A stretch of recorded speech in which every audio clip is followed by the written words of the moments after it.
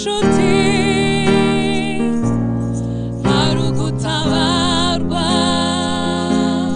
Imana iravuga ntabaza ndagutabara wicika intege inshuti hari ugutabarwa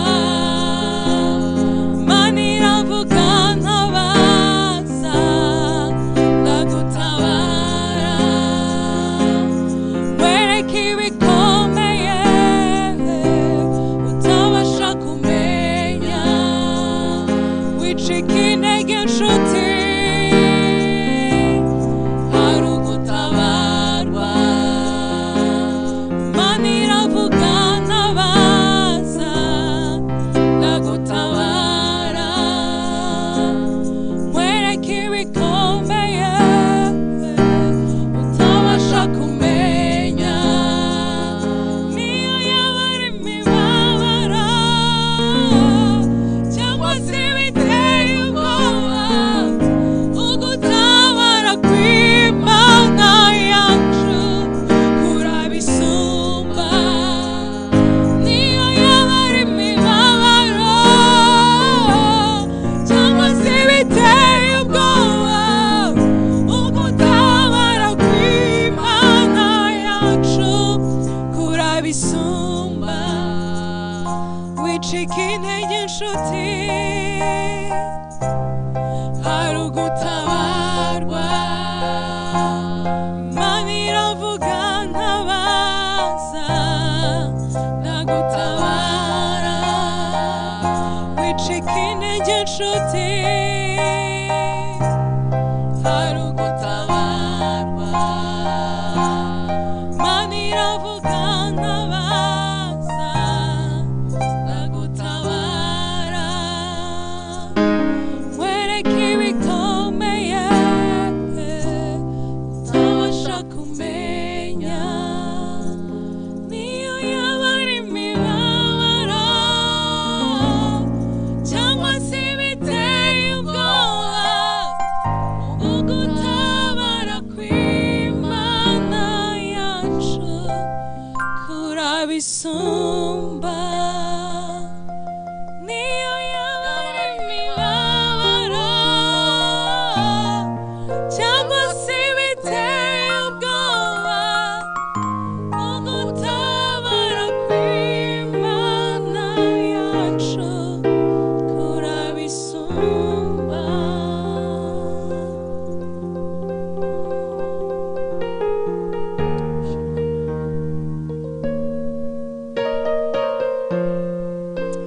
Haleluya.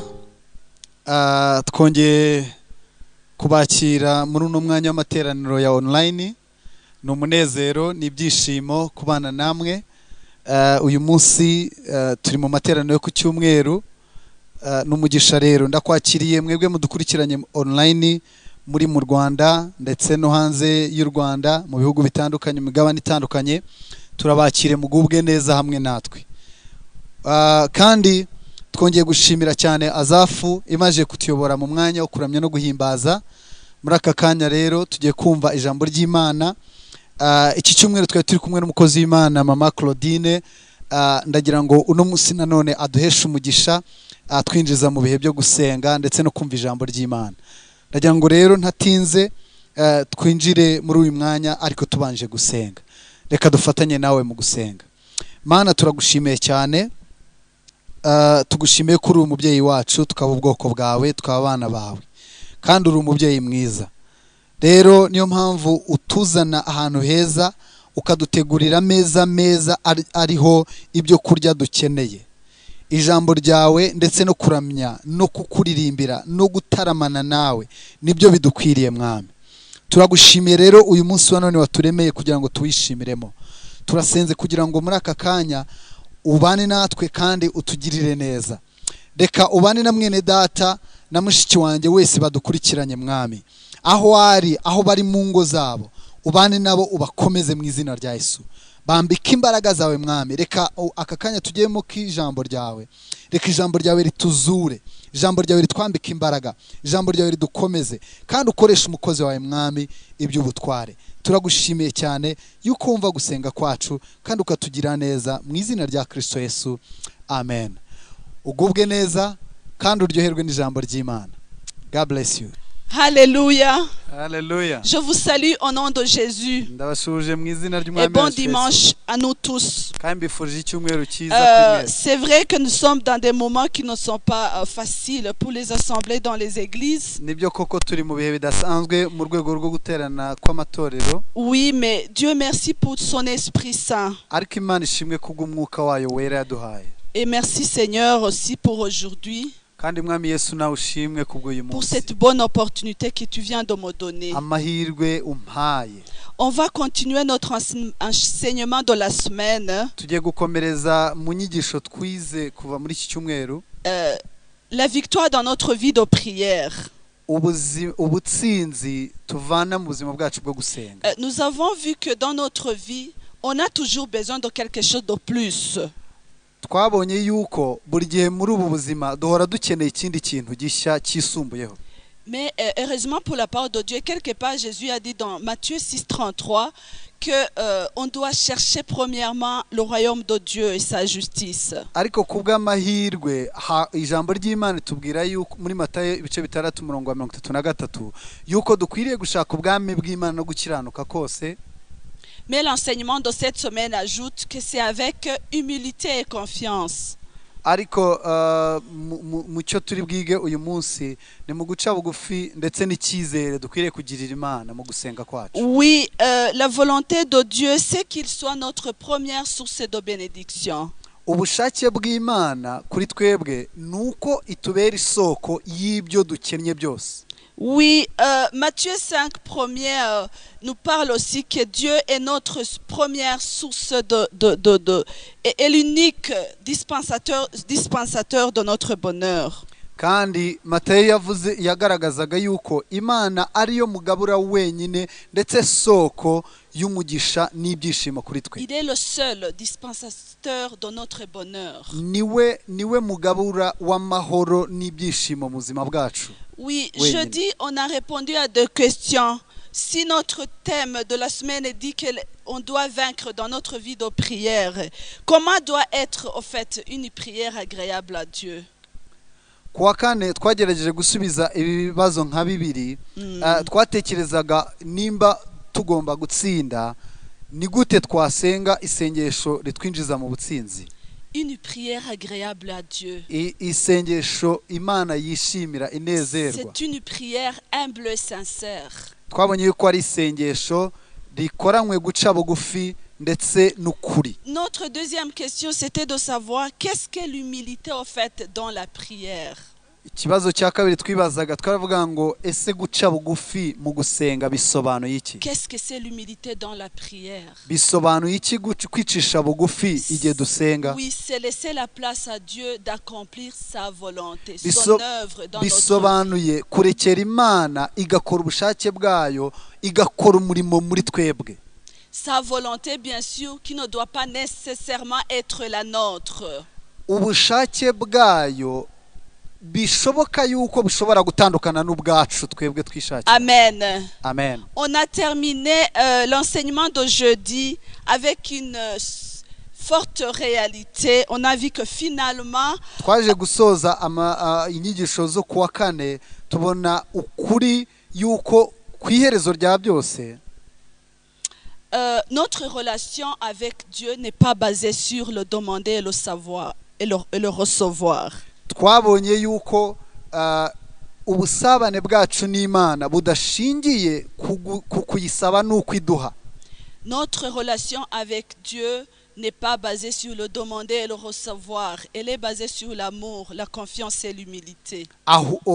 Ubusabane bwacu n'Imana ntabwo bushingiye mu guhabwa no gutanga, ahubwo bushingiye ku rukundo, icyizere ndetse no guca bugufi. Que le Seigneur vous bénisse abondamment. Imana ibahe umugisha cyane. Aujourd'hui, on va commencer par Philippiens 4:6.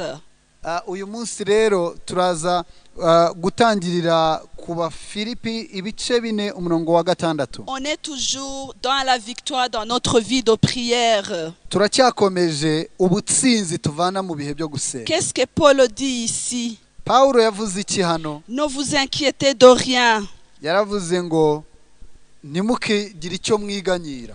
Ne vous inquiétez de rien, Ntimukagire icyo mwiganyira. mais en toutes choses, Ahubwo mu bintu byose. faites connaître vos besoins à Dieu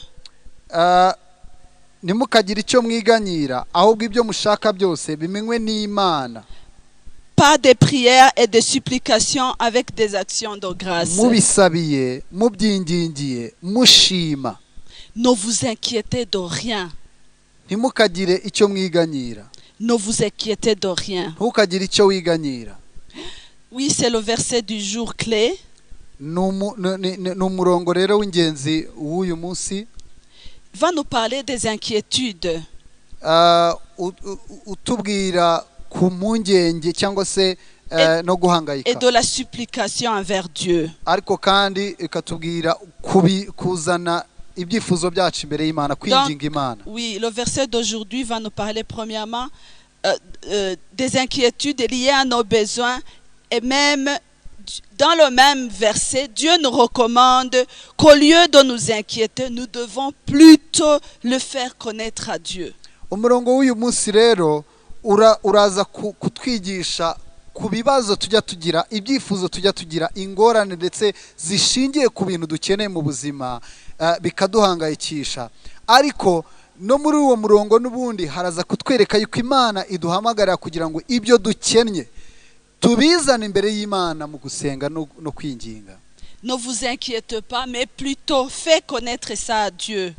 Ntimukiganyire, ahubwo ibyo byakabateye kwiganyira mubizane imbere y'Imana, Imana ibimenye, muyibibwire. Oui, bien sûr, à cette verset, il y a beaucoup de questions que le peuple de Dieu peut se poser. Yego, muri kino gice harimo ibibazo byinshi umukristo ashobora kwibaza, undi muntu wari wese yakibaza. Pourquoi vraiment on doit lui faire connaître tous nos besoins alors que Dieu connaît tout?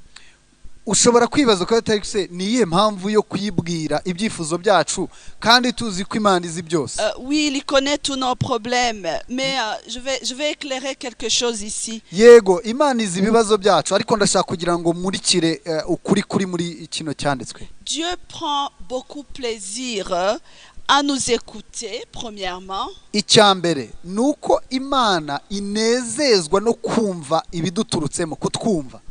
Dieu veut nous écouter dans la prière et Dieu veut que nous lui en parlions avec soumission et confiance. Kandi Imana ishaka kumva ibituvuyemo, ibyo dukena, ibyo dushaka bituvuyemo tubivuze biciye mu gusenga, harimo icyizere no guca bugufi. Pour qu'il nous délivre à son tour. Kugira ngo Imana idukize, idutabare.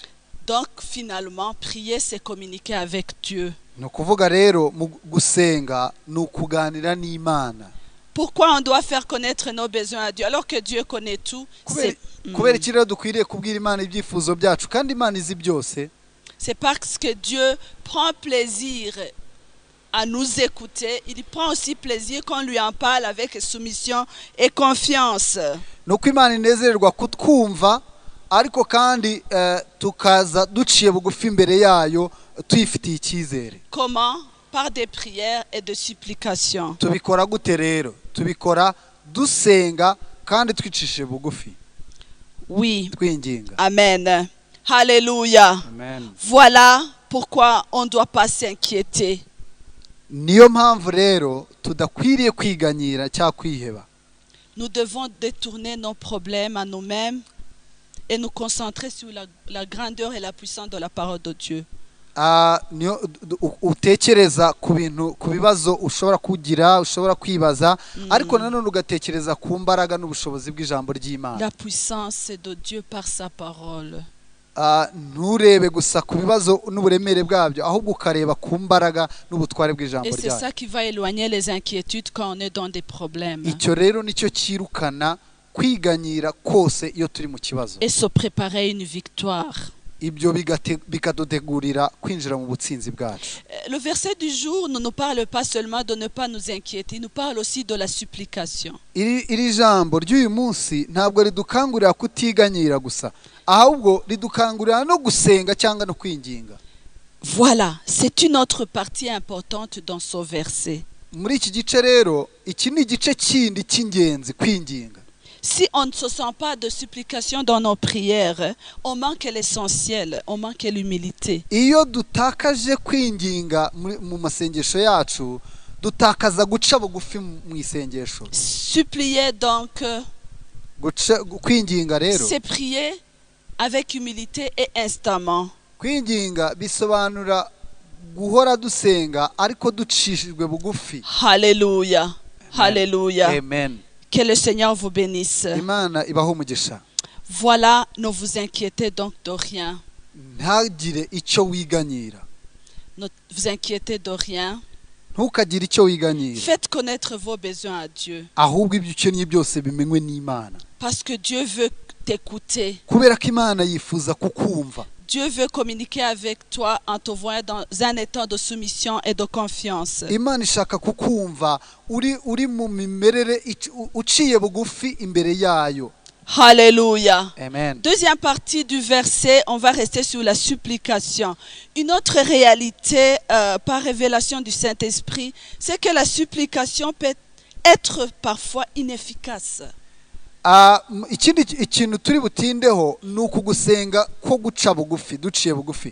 Rimwe na rimwe hari n'igihe kwinginga kwacu kuba kudahagije, guca bugufi kwawe kukaba kudahagije mu isengesho. La supplication peut être inefficace aussi longtemps qu'elle est contraire à la volonté de Dieu. Rimwe na rimwe uko kwinginga kwawe kukaba kutakumvirwa kubera ko kuri kudahuye n'ubushake bw'Imana. Oui, tu intercèdes, mais vous n'êtes pas dans l'alignement de ce que Dieu veut pour toi.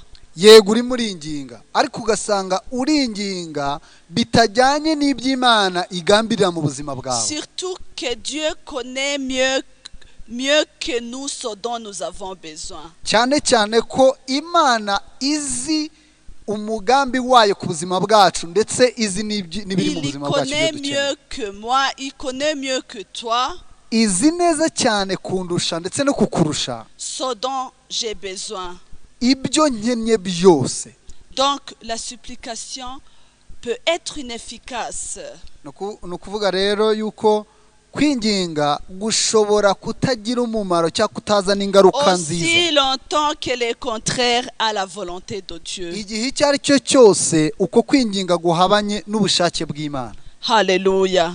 Amen. On va lire dans Marc 14 la prière que Christ a fait sur Gethsemane. Tugiye gusoma muri Mariko 14 isengesho Yesu yasengeye muri Gethsemane. Marc 14 verset 35. Mariko ibice 14 umurongo wa 35. Puis ayant fait quelques pas en avant, il se jeta contre terre et priait que s'il était possible, cette heure s'éloigne de lui. 36. Il disait, Abba Père, toutes choses te sont possibles. Voilà la prière, il commence à prier. Abba Père, toutes choses te sont possibles. Éloigne de moi cette coupe. Toutefois, non pas ce que je veux, mais ce que tu veux, Père.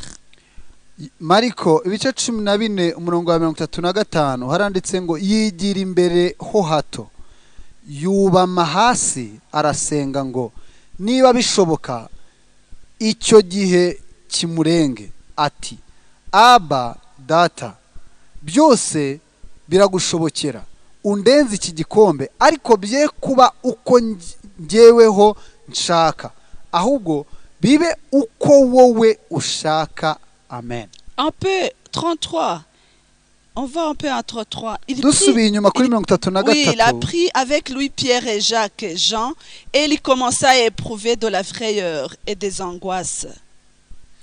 Ajyana Petero, Yakobo na Yohana atangira kumirwa no guhagarika umutima cyane. Oui. Il leur dit, mon âme est triste jusqu'à la mort, restez ici et veillez. arababwira ati umutima wanjye ufite agahinda kenshi kenda kunyica mugume hano mube maso. Il y a un commentaire. Commentaire, c'est que ici vous voyez que le Seigneur Jésus priait avec beaucoup de frayeur, beaucoup de désespoir, beaucoup de tristesse. Icyo navuga kuri uyu murongo biragaragara yuko Yesu yari arimo arasenga ariko asengana umubabaro ndetse n'agahinda. Toutes choses te sont possibles, voilà. Ibintu byose biragushobokeye C'est une prière d'humilité. Ni isengesho ryo guca bugufi kubwira Imana Ici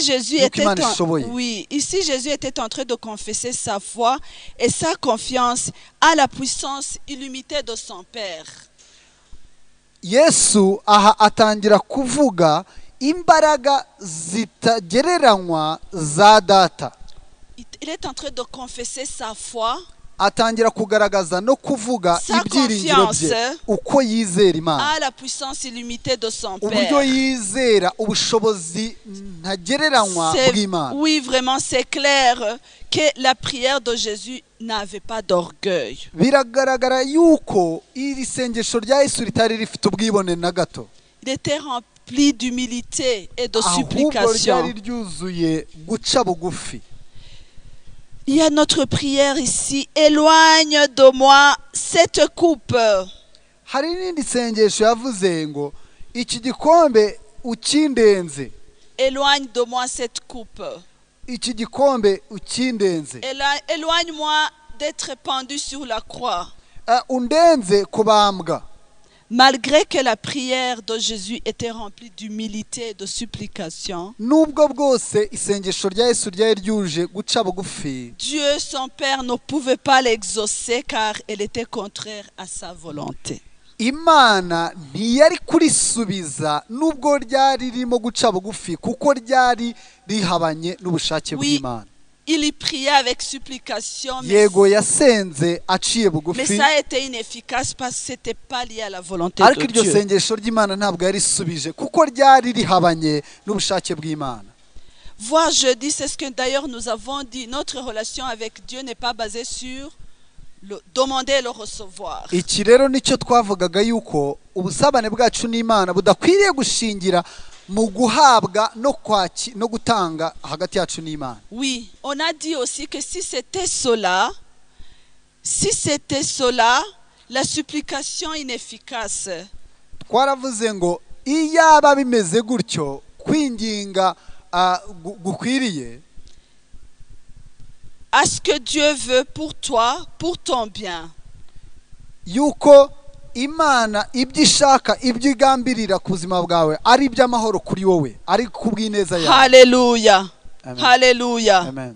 Oui, vraiment, notre relation n'est pas basée sur le demander et le recevoir. Ni ukuri ubusabane bwacu n'Imana ntabwo bushingiye kuyisaba nayo Car ikaduha. en cas de supplication inefficace, Mu gihe rero kwinginga kwacu kutagize umumaro on pourra facilement perdre le ciel de vue. birashoboka yuko rwose twatakaza ubuzima. Notre vie spirituelle ne doit pas être basée sur notre vie matérielle. Rero ubuzima bwacu bwo mu mwuka ntago bukwiriye kugirana isano cyangwa se guhuzwa n'ubuzima bwacu bw'umwuka. Alléluia. Alléluia.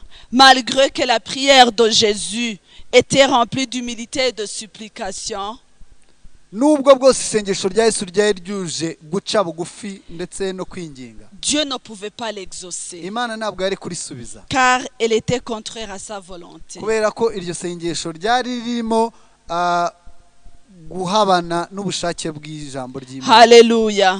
Amen. Je veux conclure pour la semaine. Ndagira ngo nze kuza gusoreza icyumweru. Notre vie de prière Ubuzima bwacu bwo gusenga doit être victorieuse. bukwiriye kutwinjiza mu gutsinda, Et c'est notre souhait.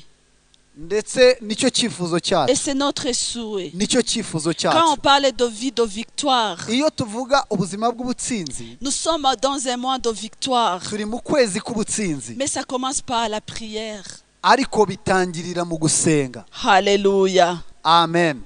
Dieu ne nous répond pas ne nous répond pas selon les besoins, mais selon les cœurs. imana rero ntidusubiza bijyanye n'icyo twayizanye oui, imbere ahubwo idusubiza bijyanye n'umutima. Dieu est intéressé par la position du cœur et non celle de notre corps. Imana ntabwo yitaye cyane uko tumeze ku mubiri ahubwo yitaye ku Dieu mutima n'est yacu pas imeze. impressionné par de belles paroles et des cantiques, Imana ntabwo itewe ubwoba, ntabwo ishishikajwe n'amagambo meza wateguye mais ce qui n'indirimbo. compte pour lui, c'est l'humilité et sincérité du ahubwo cœur. Imana igambira kandi ishaka umutima uciye bugufi uyibwiza Notre ukuri. prière aujourd'hui dans le Nouveau Testament est comparée au sacrifice de l'Ancien Testament. Isengesho ry'iki gihe mu isezerano rishya ryacu rigereranywa n'isengesho ryo mu gihe mu isezerano rya kera ry'ibitambo, gutanga Sans ibitambo. l'humilité et obéissance, Rero nta guca bugufi, nta kubaha, la quantité des sacrifices de nos prières ubwinshi bw'ibitambo byo mu masengesho dushobora gukora ne pourra jamais attirer l'attention et la faveur de l'Éternel. ntabwo ibyo bidukururira kumvirwa n'Imana, Dieu est le propriétaire du monde et ce qui l'y renferme. kuko Imana ari umutunzi w'iby'isi byose. C'est-à-dire, en fin de compte, que tous nos sacrifices de prière devraient être signes de respect, ni ukuvuga rero ibitambo byose dutamba bikwiriye kuba ikimenyetso cyo kubaha Imana, de soumission, ndetse bikaba ikimenyetso cyo guca bugufi, d'humilité, cyo kwicisha bugufi, d'adoration à notre Père. bikaba ikimenyetso cyo kuramya data wa twese. Tous nos sacrifices de prière Ibitambo byose mu gusenga devraient être signes de respect, de soumission. bikwiriye kuba ikimenyetso cyo kwicisha bugufi, Voilà, d'humilité et d'adoration. cyo kuramya. Pour terminer, avant de prier, Ndagira ngo dusoza mbere yuko dusenga, le manque d'humilité dans notre vie de prière kutagira guca bugufi mu bihe dusenga font que beaucoup d'œuvres de Dieu n'arrivent pas à se manifester. bituma imirimo n'ukuboko kw'Imana ibyo ari gukora bitagaragara uko byagakwiriye. Car plus on s'élève, Kubera ko uko twishyize hejuru, plus on est orgueilleux dans la prière, uko twishyize hejuru mu gihe dusenga, moins sa puissante main agit en nous. niko imbaraga z'Imana zicishwa bugufi muri twebwe. Donc, évitez de tomber dans ce genre de piège Rero twirinde kugwa muri uwo mutego, pour ne pas développer un esprit d'orgueil spirituel dans notre vie kugira chrétienne. ngo tudakuza umuco mubi w'ubwibone mu bihe byo Voilà, gusenga je vous kwacu. souhaite un bon et profitable dimanche. Mbifurije icyumweru cyiza ndetse cy'umugisha. Que le Seigneur vous bénisse abondamment. Uwiteka abaha umugisha cyane. On va prier. Tugiye gusenga, On va prier Dieu. tugiye gusenga Imana. On va prier un peu, en quelques 2 ou 1 minute. Turasenga mu munota umwe cyangwa ibiri. Merci Seigneur. Urakoze Yesu, Merci pour cet enseignement. urakoze kubw'izi nyigisho, Merci Saint-Esprit. urakoze Mwuka Wera. Merci pour ton Esprit Saint Seigneur. Turagushimiye kubw'Umwuka Tu es Wera. roi, tu es saint et tu es Dieu. Uri umwami, urakomeye, urera kandi Que ton urakiranuka. Esprit Saint nous apprenne à prier. Kandi Umwuka Wera adukangurira gusenga, aduhamagara gusenga. Que ton Esprit Saint nous apprenne à mieux communiquer avec Umwuka toi. Wera atwigishe ndetse atwigisha uburyo twasabana n'Imana. Comment être sincère et humble dans notre vie de prière. Atwigishe uburyo dukwiriye guca bugufi imbere y'ukuboko Parce que tu kw'Imana mu nous as gusenga. promis une vie victorieuse. Kubera ko wadusezeranyije ubuzima bw'ubutsinzi. Apprends-nous à t'obéir. Twigishe kukubaha. Communique plus à nos cœurs. Ongera uvugane n'imitima yacu birushijeho. Alléluia. Haleluya. Merci Seigneur pour tout. Urakoze Mwami Yesu kubwa byose. Merci pour tout éternel. Urakoze kubwa byose Uwiteka. Nous te disons merci pour tout. Turagushimiye. Communique plus à nos cœurs. Ongera uvugane n'imitima yacu. Dans ces moments pervers et corrompus. Muri ibi bihe biruhije ndetse bigoye. Que ton esprit se travaille en nous d'une manière inhabituelle et puissante. Reka Umwuka Wera wongere ukorere muri twebwe mu buryo budasanzwe kandi bw'imbaraga. Dans ce mois de juin, muri uku kwezi kwa gatandatu qu'on le termine avec victoire. reka tugusozanye ubutsinzi, Transforme nos vies. hindura imibereho yacu n'ubuzima Transforme la bwacu, vie de ton Église. ongera uvomerere ubuzima bw'itorero ryawe. Merci Papa pour tout. Urakoze data ku bwa Nous le byose, demandons au nom de Jésus-Christ. nuko Amen. dusenze mu izina rya Kristo Yesu, amen. Amen.